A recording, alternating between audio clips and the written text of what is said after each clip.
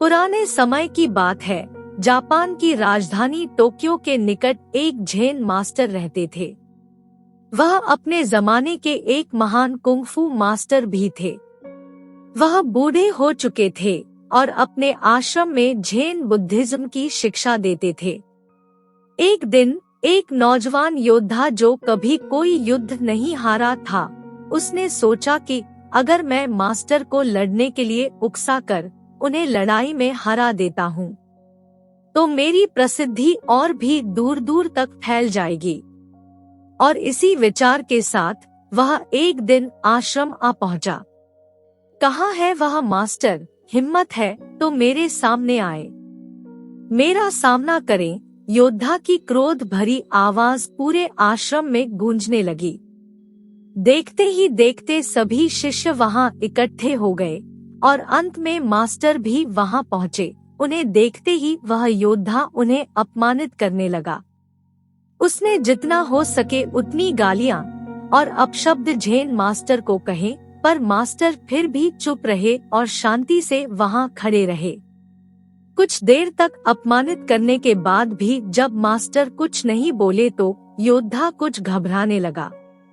उसने सोचा ही नहीं था कि इतना सब कुछ सुनने के बाद भी झेन मास्टर उसे कुछ नहीं कहेंगे। उसने अपशब्द कहना जारी रखा और मास्टर के पूर्वजों तक को भला बुरा कहने लगा। पर मास्टर तो मानो बहरे हो चुके थे।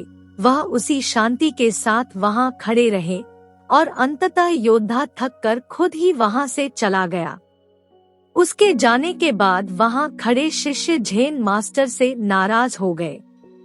भला आप इतने कायर कैसे हो सकते हैं? आपने उसको दंडित क्यों नहीं किया? अगर आप उनसे डरते थे तो हमें आदेश दिया होता, हम उसे छोड़ते नहीं। शिष्यों ने एक स्वर में कहा। मास्टर मुस्कुराए और बोले, यदि तुम्हारे पास कोई कुछ सामान लेकर आता है और तुम उसे नहीं लेते हो तो उस सामान का क्या होता है? उसी के पास रह जाता है जो उसे लाया था। एक शिष्य ने उत्तर दिया। यही बात ईर्ष्या, क्रोध और अपमान के लिए भी लागू होती है।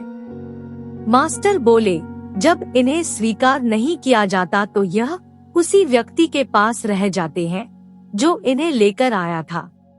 मित्रों, इस झेन कहानी में झेन मास्टर ने बताया है कि अगर आप किसी ईर्ष्यालु व्यक्ति से झगड़ा या बहस करेंगे तो सिर्फ आपकी शांति भंग होती है, उस व्यक्ति का कुछ नहीं बिगड़ेगा।